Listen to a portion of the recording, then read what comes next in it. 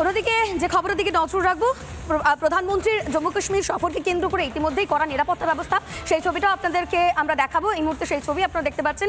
নাকা তল্লাশি চলছে, মাছি গলার কার্যত জো নেই এই মুহূর্তে জম্মু কাশ্মীরে।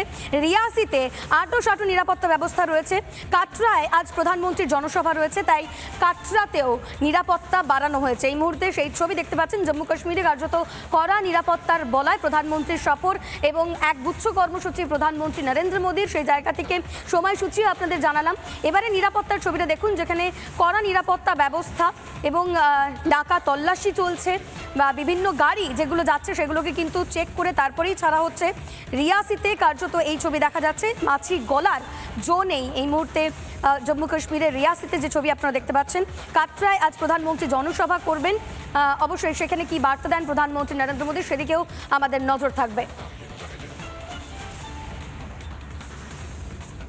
প্রধানমন্ত্রী নরেন্দ্র মোদীর জম্মু কাশ্মীর সফর এবং জম্মু কাশ্মীর সফরকে কেন্দ্র করে কড়া নিরাপত্তা রিয়াসি সহ কাটরা একাধিক জায়গায়।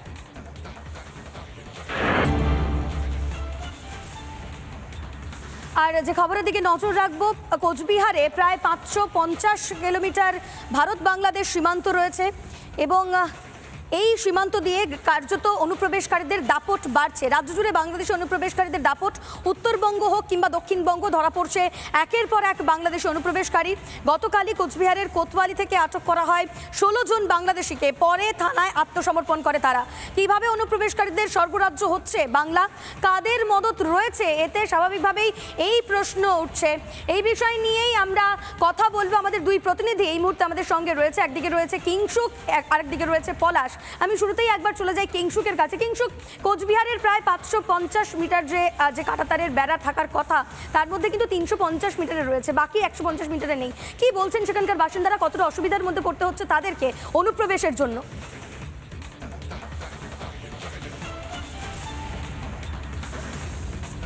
না দেখো, কোচবিহারে 550 কিলোমিটার রয়েছে, মিটার নয় কিলোমিটার, 550 কিলোমিটার ভারত বাংলাদেশ সীমান্ত, যার মধ্যে 350 কিলোমিটার ফেন্সিং রয়েছে অফিসিয়ালি, 150 কিলোমিটার এখনো ফেন্সিং নেই। আর সেখানেই সমস্যা, বারবার অনুপ্রবেশ হয়, একথা বারবার বলা হয়েছে। অবশেষে রাজ্য বাধ্য হয়েছে 1412 একর। 30 মে দিনহাটা থেকে 28 জন, গত মঙ্গলবার সেখানেও 16 জন, এবং গতকাল কোচবিহার কোতোয়ালি থানার থেকে 16 জন অনুপ্রবেশকারী, অবৈধ অনুপ্রবেশকারী, তাদেরকে ধরে পুলিশ। এই মুহূর্তে আমার সাথে রয়েছে বিজেপির কোচবিহার জেলার সাধারণ সম্পাদক বিরাজ বোস, আমি তার সাথে সরাসরি কথা বলবো। দাদা, এই যে সমস্যা অনুপ্রবেশ, বিরাট সমস্যা এবং বারবার ধরা পড়ছে, কি বলবেন? অনুপ্রবেশ নিয়ে আমরা বারবার বলছি, অনুপ্রবেশ করাচ্ছে হচ্ছে রাজ্য সরকার।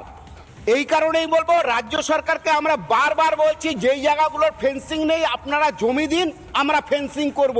রাজ্য সরকার জমি দিচ্ছে না, টালবাহানা করছে। অমিত শাহের ধাওয়া খেয়ে আমাদের কেন্দ্রীয় মাননীয় স্বরাষ্ট্রমন্ত্রী অমিত শাহের ধমক খেয়ে বাধ্য হয়েছে জমি দিতে, এবং এই জমি দেওয়ার ফলে ফেন্সিং হবে। এবং ভারত সরকার যে উদ্যোগ নিয়েছে বাংলাদেশিদের ভারত থেকে বাংলাদেশে পাঠাবে, সেটা ফলপ্রসূ হচ্ছে। তার প্রমাণ হচ্ছে দিনহাটার থেকে বারে অনুপ্রবেশ যারা করেছে তারা কিন্তু থানায় নিজেরা সারেন্ডার হচ্ছে, অথবা পুলিশ গিয়ে ধরছে, অথবা অন্য কোনো এজেন্সি ধরছে। আমরা মনে করি যে এই অনুপ্রবেশ যারা করেছে, এই বিশেষ করে বর্ডার সংলগ্ন এলাকা এবং দিনহাটায়, সেখানে এই রাজ্য সরকারের কিছু হারমাত এবং কিছু যারা দায়িত্বে আছে, মন্ত্রী আছে, তাদের সহযোগিতায় এই হারমাতদের মাধ্যমে অনুপ্রবেশ ঘটছে এবং এদের একটা ভোট ব্যাংক তৈরি হচ্ছে। এটা অচিরেই বন্ধ হবে এবং তৃণমূল কংগ্রেস সরকার যে আছে দিনহাটায় আর তাদের তৃণমূলের প্রার্থীদের জিততে হবে না। বেশ, অর্থাৎ তৃণমূলের বিরুদ্ধে ক্ষোভ উগরে দিচ্ছেন তিনি। আমি কথা বলবো তোমার সঙ্গে কিংসুক, তবে আপাতত তুমি আমাদের সঙ্গে থাকো।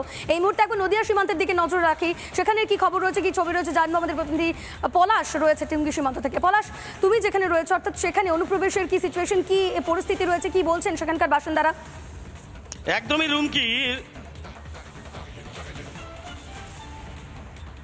রুমকি, তোমাকে কতগুলো পয়েন্ট বলি। প্রথমে হচ্ছে ভারতের যে সীমান্তরক্ষী বাহিনী, তাদের যে সার্চিং পরিসর ছিল সেটা ছিল 15 কিলোমিটার। পরবর্তীতে যখন এটাকে বাড়িয়ে 50 কিলোমিটার করা হয়, তখনও গাত্রদাহ হয়েছিল রাজ্য সরকারের। আর সেই রাজ্য সরকারের অ্যাসিস্ট্যান্ট পুলিশ সুপার তিনি অবশেষে ঢোক গিলে হলেও সত্যটা স্বীকার করলেন।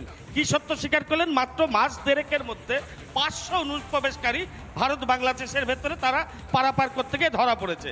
কখন ধরা পড়েছে? যখন গোটা দেশ জুড়ে কেন্দ্রীয় সরকার এই অনুপ্রবেশকারীদের নিয়ে যখন এই সমস্ত ঘটনাগুলো ঘটছে, তখনই কিন্তু ধরা পড়েছে। আমি একবারে সরাসরি এখানে যে সমস্ত সাধারণ মানুষ আছে আমি তাদের রিয়াকশনটা নেব।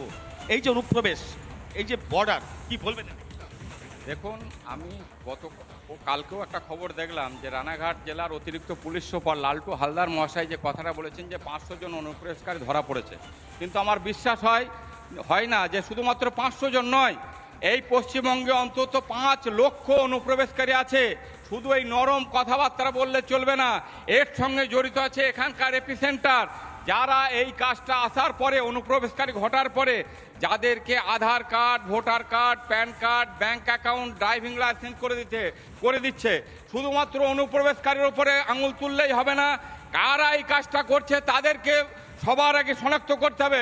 শুধুমাত্র রানাঘাট পুলিশের অতিরিক্ত পুলিশ সুপার নয়, মালদা, মুর্শিদাবাদ, নদিয়া, উত্তর 24 পরগনা, একের পর এক অনুপ্রবেশকারী ঢুকছে। আমি তার পাশাপাশি আমি আরেকজনকে জিজ্ঞাসা করব, এই যে বর্ডারে এত অনুপ্রবেশ ঘটছে, কাঁটাতারের বেড়া দিতে গেলে ডিস্টার্ব হচ্ছে, অবশেষে রাজ্য সরকার জমি ছাড়লো, কি বলবেন? রাজ্য সরকার জমি ছাড়লে তো হবে না, শুধু জমি ছেড়ে দিয়েছি এই বলে তার দায় মুক্ত হলে হবে না। এই যে লুঙ্গি বাহিনী যারা ঢুকছে অনুপ্রবেশকারী, তাদেরকে একে একে শনাক্ত করে তুলতে হবে। এবং কি আমাদের নদিয়ার চারপাশে রয়েছে, এবং কি বনগাঁর বর্ডারের চারপাশে রয়েছে, এসব ঘর রয়েছে, ঘর থেকে তাদেরকে ক্ষোভ উগরে দিচ্ছেন সেখানকার বাসিন্দারাই। অনেক ধন্যবাদ। আমাদের সঙ্গে ছিলেন আমাদের দুই প্রতিনিধি পলাশ এবং কিংশুক। তোমাদের দুজনকেই আপাতত ধন্যবাদ জানাচ্ছি। অবশ্যই পরবর্তীকালে তাদের বক্তব্য আমরা আবারও শুনবো। নানা ধরনের কন্টেন্ট দেখার জন্য লাইক করুন, শেয়ার করুন আমাদের ফেসবুক পেজ, সাবস্ক্রাইব করুন আমাদের ইউটিউব চ্যানেল। পাশাপাশি অন্যান্য ব্রেকিং নিউজের জন্য অবশ্যই চোখ রাখুন রিপাবলিক বাংলায়।